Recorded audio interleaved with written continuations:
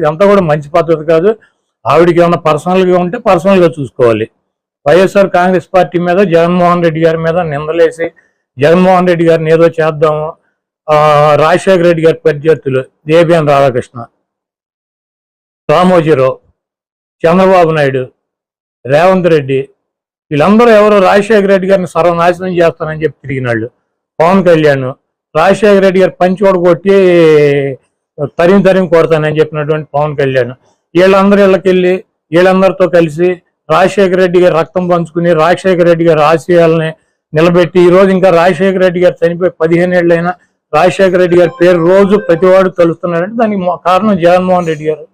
తండ్రి పేరు నిలబెట్టినటువంటి తనయుడిని నాశనం చేయటానికి వచ్చి ఇవన్నీ కూడా రాష్ట్ర ప్రజలు గమనిస్తున్నారు. తప్పకుండా కాంగ్రెస్ పార్టీకి, సోనియా గాంధీకి, రాహుల్ గాంధీకి మాడు పగిలిపోయేటట్టు ఈ రాష్ట్ర ప్రజలు ఈసారి 0% ఓటింగ్ ఇస్తారు.